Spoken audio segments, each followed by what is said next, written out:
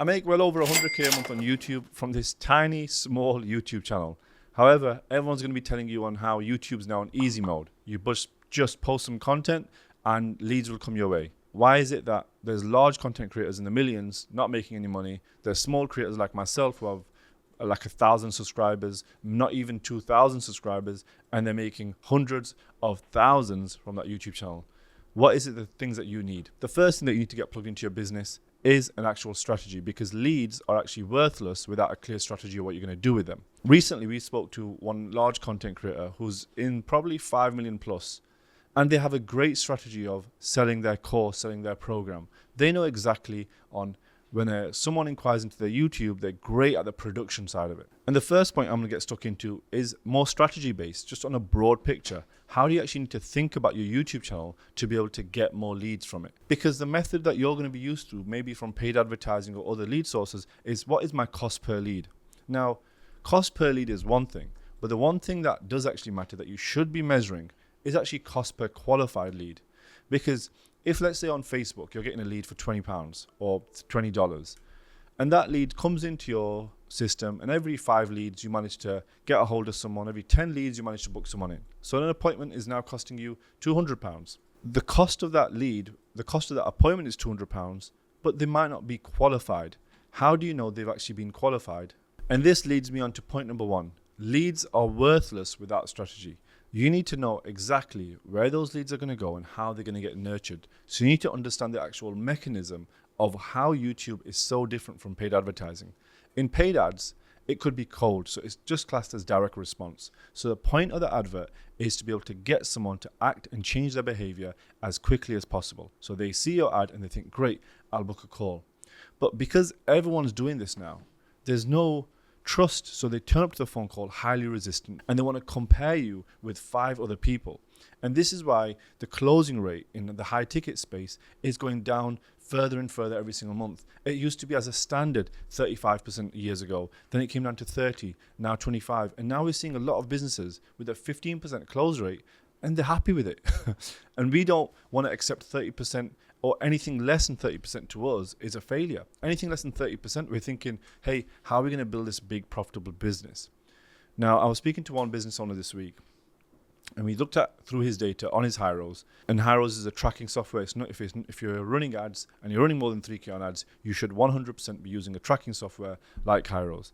And you can see the leads that have come from YouTube. When we looked through his YouTube leads, when we looked and tracked through his YouTube leads, those leads never actually refunded, and the close rate was 10% higher with the same salespeople because of the leads coming from YouTube.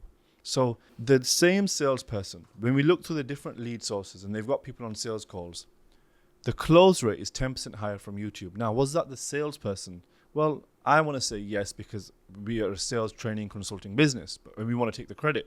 But the truth is, the YouTube actually allowed that salesperson to be so much more welcoming on the call. It made it so much more easier for them to be able to sell because the trust was already built. If they've watched you for 10 hours before the sales call, do you know how much more likely they are to actually buy your product? Well, the data that we can see is they're 10% more likely to be closed, because compared to direct response on cold ads, that strategy just allows someone to see you maybe for the first time, book a call, and actually get them to pay. Then how to actually level up that strategy is for someone to book a call from your direct response from your cold ad, and then you actually send them some videos from your YouTube and get them to be nurtured. So when they show up to the sales call, they're even more prepared. The trust is built. They know your product. They know your mechanism. But how do you actually go a level above? Well, the level above is strategically making YouTube videos with a strategy to get leads. So what we do right now, so you can take this strategy, and I invite you in to join our school community and actually see how we do it. The link below our video, we have a link to join our school community. And people will join the school community, and when they come in, we qualify people very heavily. So we'll ask them, hey, are you a business owner that's making more than 600K per year? Because that to us is, we want to deflect people who are less than that, because if they're less than that, we know that they might not be the level of thinker, might not be the level of person that we want to attract. And also, someone who's making more than 50K, they've fixed a lot of the early problems in their business. So we qualify heavily. Once we qualify you into our school group, now you'll be added and we can give you a call. And our number one goal when you actually join the community is to give you as many free resources and content for free. Because if we give you as many resources as possible and you use those and grow your business, we've paid for ourselves before the program. And let's say, for example, the program that you're selling is 5K. Now, can you provide 5K of value before they actually book a sales call? That is the genius strategy, because if you can actually get someone to reap the rewards and make 5K off the back of the content that they've learned from you, you've paid for yourself. So the chance of them working with you is so much higher. So it's a different way of thinking about it. The strategy is, how can I make someone their money back before they even come in contact with the salesperson? Because that level of person is just so much more trusting. And what will they do? Well, they'll get more success with the program because they'll be more likely to listen to your advice because they believe in your product and your service and the words that you say. But then you'll also be able to sell them the back-end offer, and they'll be able to buy that way bigger back-end offer because they've been successful in your program, because they trust what you say. So it's all about the front end, really building the trust. So if the trust is built on the front end very heavily and you've provided value, you've paid for yourself in some way, it's just the easiest way to think about the strategy. So what I would do, just to wrap this strategy piece up, I would have a growth engine, which is what we actually map out from A to B. How do we get the lead? Well, we get the lead into our school community. Then a setter calls them. Once a setter calls them, he'll book them into a call or he'll send them free resources. And that strategy alone gets us more than 100K a month on YouTube from this small channel. So we're predicting as we get to 5K, 10K, 100K subscribers, and we're really pushing on our YouTube, what more can we actually get from the audience and how much more can we give? And it's also just a circle where we grow more from the YouTube channel. So we make, let's say, 100K. Then that gives us a great pot of money to put more into production, better editors, better people in the team, bigger officers, and we develop that team, and then it goes round again. And continuously, as we get better, we make more, and then it's just that domino effect of continuously going around. And that strategy and that way of thinking about it is the way forward, rather than just chasing cold traffic. Because if you do that, in the longer term, your brand isn't built and you will struggle because the cost of acquisition will continuously go up. Point number 2 is weak leadership kills sales. You're going to think, how is leadership linked to actually making a lot of money from our YouTube channel? Now, you're taking the strategy that you learned on point number 1 on how we're actually doing it. But you, as a CEO or the sales manager or the person who's growing the sales for this business, needs to be able to direct those people to do that thing. So the setter, the salesperson who's going to be closing, the actual funnel builder, every part of that needs the right leader. What most people do is they just think, right, I'll hire a freelancer, maybe from Upwork, I'll hire this person and I'll ask them to do it. If you can't create a pathway of development where people can start at your company and they can progress up as the company grows, you're limiting the growth of your own business because there's now not a clear pathway for people to progress. So even think about a setter role. A setter role should be able to get a setter manager role or a closer role. Then the closer should be able to get a closer lead role or a sales manager role. And if that progression path is built, they're going to want to stay in your business and they're going to want to grow in your business as you grow. And everyone should be growing in equal, because if the business is growing, everyone's roles are growing, and everyone in the business is also developing their skill set. They're growing in their personal development, from setters, closers, editors, managers. It should all be growing equally. And if everyone does grow equally, the business grows. And now you got that progression path and the leadership built for your business. Now you need to know who you need to hire to build this model. Because on the paid side, you've probably got someone like a media buyer, you've got a page optimizer, you've got the person who edits the videos, you might be using a freelancer, agency, friends, but whoever you're doing it, you've got a method on actually getting that product built so you can actually create the ads. But on the YouTube, who do you need to hire? Well, how we're doing it right now is we have one person managing and doing all the ideation for the content. So one person looks at all the ideas. So this video right here was YouTube on easy mode. So someone actually researched and planned that video, put it into our project management system for me to add more context to that video, and then it goes back and gets developed some more. So there's one person who does actually the research and the ideation. Then there's another person in the workflow that will trim the video down. So I'll make a few errors whilst making this video, and someone will actually go through and trim that all down into one clear video for the next person to be able to add all the effects, graphic designer.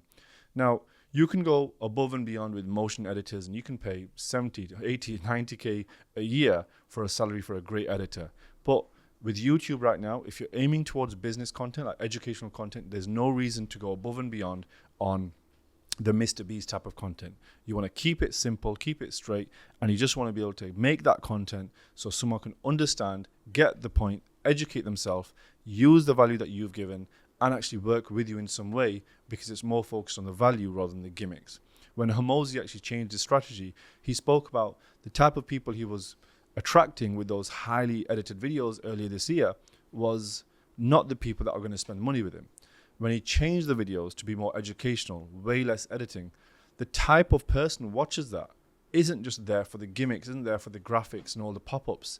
They're there for the information. And because they're there for the information, they can implement the information and actually use it to grow their business, in return seeing value from you. So the hiring strategy that we've used is you have one person managing the team, you have a graphics designer doing all the thumbnails, and you want to be testing multiple thumbnails. And then the next point is actually someone to add it that better editing, just like level it up slightly, not going above and beyond. If you look at the level of this, how this video is edited, I think that is how you actually need it. Unless you have the budget to go above and beyond and hire even more editors and put out more output. Unless you have a more B2C audience that's a bit younger, you might try to appeal to them in a different way by editing it a certain way.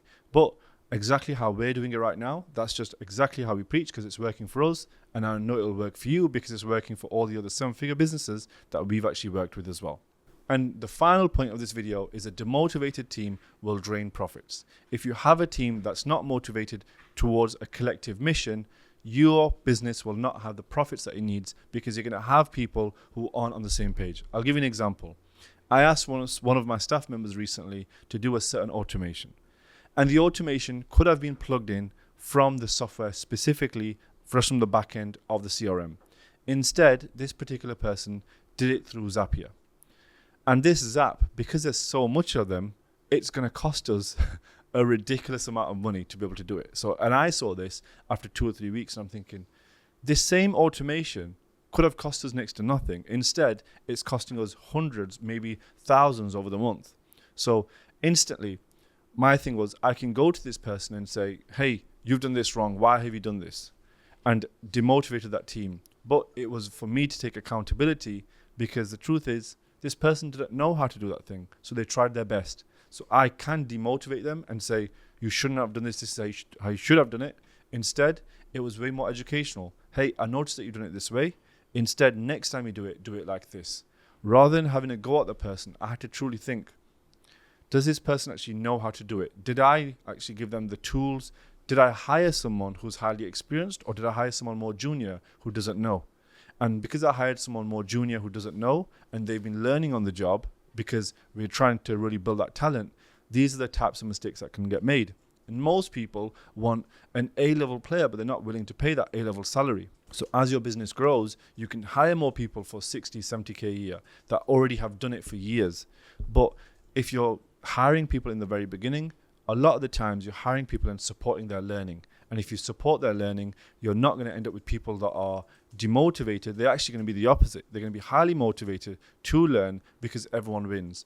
Business is always supposed to be a fair transaction on both sides. Sales is not about tricking someone into the thing that they don't want. The best way to actually think about it is, it's supposed to be a deal that's beneficial for everyone. That person will win because they get what they want and you get what you want. And that transaction leaves both people happy, and they're always going to want to support that person who's willing to allow them to win as well.